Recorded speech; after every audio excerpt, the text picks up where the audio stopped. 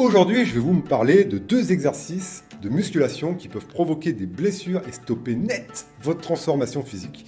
Deux exercices que vous pouvez voir un peu partout sur les réseaux sociaux car ce sont des classiques, c'est des mouvements phares que tout le monde s'efforce de faire et pourtant je vous recommande vraiment de les retirer de votre programme pour votre bien et pour le bon déroulement de votre transformation physique.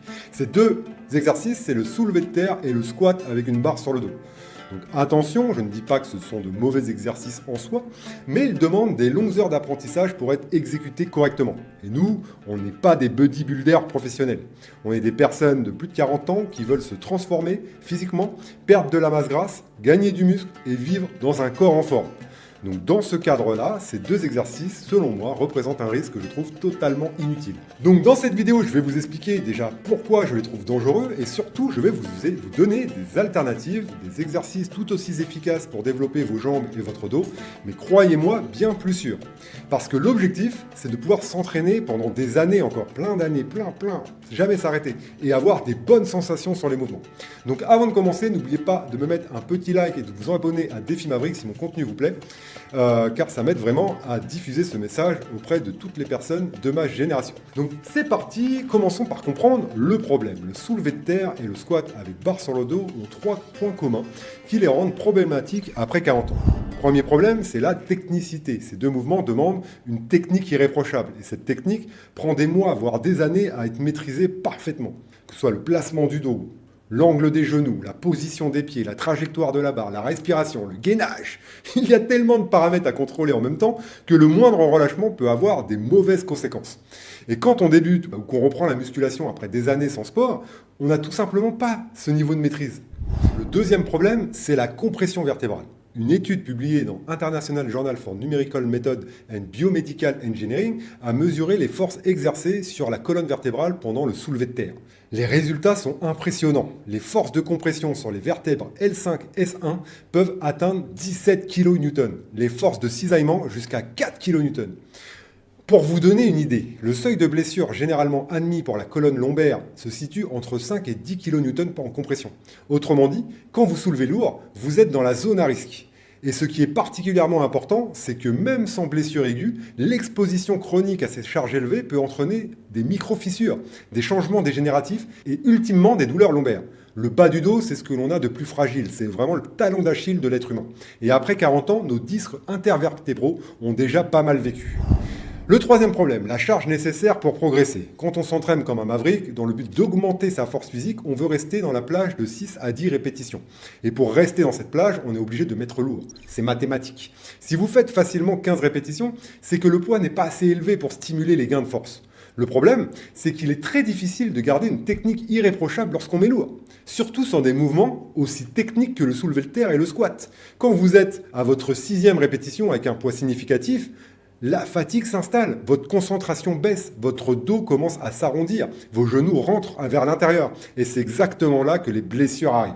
Ce genre de mouvement avec un poids significatif pour progresser en force devient tout simplement dangereux. Même les professionnels se blessent sur cet exercice, donc imaginez ceux qui n'ont aucune expérience. Le temps d'apprendre, ils vont perdre énormément de temps pour finalement se blesser eux aussi. Quelle est l'alternative au soulevé de terre traditionnel? Donc ma première option, c'est d'utiliser une barre hexagonale, qu'on appelle aussi une trap bar. Si votre salle en possède une, c'est une des meilleures options. La barre hexagonale, c'est cette barre en forme de losange où vous vous placez au milieu. Vous saisissez les poignets sur les côtés avec une prise neutre. Et là, ça change tout. Une étude de Swinton a montré que le soulevé de terre avec barre hexagonale réduit le moment de flexion sur la colonne vertébrale parce que le poids est centré autour de vous, pas devant vous. Votre torse reste droit. Et les forces de cisaillement sur votre dos sont considérablement réduites. En plus, c'est beaucoup plus facile à apprendre. La plupart des gens peuvent commencer à s'entraîner de leur première séance au lieu de passer des semaines à travailler la technique. La prise neutre élimine aussi le problème de prise mixte qui réduit le risque de déchirure au biceps. Un risque rare mais qui existe avec la barre droite. L'option 2, ça va être le hip thrust à la machine. Aujourd'hui, les salles de musculation sont de mieux en mieux équipées. La plupart possèdent maintenant cette machine dédiée au hip thrust. Si la vôtre en a une, profitez-en. Cet exercice cible les fessiers et les ischio-jambiers de manière très efficace, sans aucune compression vertébrale. Vous vous installez sur la machine, le dos bien calé et vous poussez vers le haut en contractant les fessiers. Le mouvement est guidé. La charge est stable. Vous pouvez vous concentrer uniquement sur la contraction musculaire. Donc c'est beaucoup plus simple et c'est beaucoup plus sûr également. Et c'est redoutablement efficace pour développer la chaîne postérieure.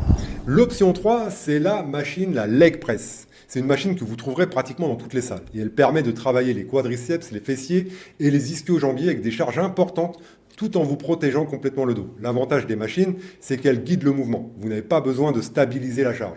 Vous pouvez vous concentrer à 100% sur le travail musculaire. Pour quelqu'un qui reprend le sport ou qui a des sensibilités articulaires, c'est idéal. L'objectif, c'est de stimuler les muscles et de progresser. L'alternative, la pure Maverick, c'est mon mouvement préféré de jambes, c'est le squat bulgare. Donc c'est un exercice unilatéral, vous avez un pied devant, l'autre posé sur un banc derrière vous et vous descendez en fente. Pourquoi c'est mieux après 40 ans? Une étude publiée par PMC a comparé la biomécanique du squat bulgare et du squat traditionnel. Les résultats montrent que le squat bulgare implique significativement moins de déplacement au niveau de l'articulation du genou. En clair, moins de stress sur les genoux, tout simplement. Et surtout, zéro charge sur la colonne vertébrale. Quand vous avez une barre de 100 kg sur le dos, cette barre compresse votre colonne, peu importe votre technique. Avec le squat bulgare, vous tenez des haltères dans chaque main. Le poids est réparti différemment. Votre dos est carrément soulagé. Et ce n'est pas tout. Le squat bulgare améliore aussi l'équilibre et la stabilité. Il corrige les déséquilibres entre les deux jambes. Il étire les fléchisseurs de hanches, qui sont souvent raides chez les personnes qui passent beaucoup de temps assises à un bureau. C'est un exercice complet qui travaille les quadriceps, les fessiers, les ischio-jambiers et toute la sangle abdominale en même temps. Dernière chose, le squat bulgare cible un de mes muscles préférés des jambes qui est le VMO, le vas médial. C'est ce muscle en forme de goutte d'eau au-dessus du genou. Je trouve ce muscle vraiment très élégant lorsqu'il est développé, ça donne vraiment des belles jambes. Et surtout, il permet d'avoir des jambes beaucoup plus stables car ça les rend épaisses près des genoux. Ok, maintenant on va parler de quelque chose d'important qui est l'esthétisme et du développement des jambes générales sur le corps. Donc on va parler de quelque chose de subjectif et vous n'êtes vraiment pas obligé d'être d'accord avec moi sur ce sujet. Personnellement, je ne suis pas fan des grosses jambes. Chez un homme, la carrure la plus inspirante et la plus élégante pour moi, c'est la forme de V. Des épaules larges, des beaux pectoraux, des trapèzes qui complètent la ceinture scapulaire, voilà, des bras bien développés et des jambes fines et athlétiques. C'est cette silhouette qui inspire, pas des cuisses énormes qui ne rentrent même plus dans des jeans. Et du coup, pour faire le lien, la réalité, c'est que l'entraînement des jambes, c'est le plus difficile, le plus épuisant, celui qui va vous prendre le plus de charge mentale et épuiser le plus votre système nerveux. Et c'est celui qui va vous donner le plus de récupération, par défaut. Donc pourquoi s'infliger des séances interminables de jambes avec des exercices risqués alors qu'on peut obtenir des jambes fonctionnelles et esthétiques avec des alternatives beaucoup plus sûres? Pour les hommes, dans la méthode Maverick, c'est simple. On s'entraîne 3 fois par semaine avec 2 séances pour le haut du corps et 1 séance pour le bas du corps. C'est suffisant pour avoir des jambes toniques et fonctionnelles tout en développant une carrure en V qui fait la différence. Par contre, pour les femmes, c'est l'inverse. Une femme va naturellement vouloir développer ses jambes et ses fessiers. C'est là en tout cas que la plupart des femmes veulent avoir des résultats. Mais l'avantage, c'est que c'est beaucoup plus facile ou plus simple pour une femme de développer le moins du corps, ou du moins qu'il paraisse mieux développé. Pourquoi? Parce que génétiquement, les femmes stockent leur graisse au niveau des fesses et des cuisses. Donc lorsqu'elles sont travaillées, ça demande moins d'efforts qu'un homme pour avoir les jambes et les fesses bien galbées.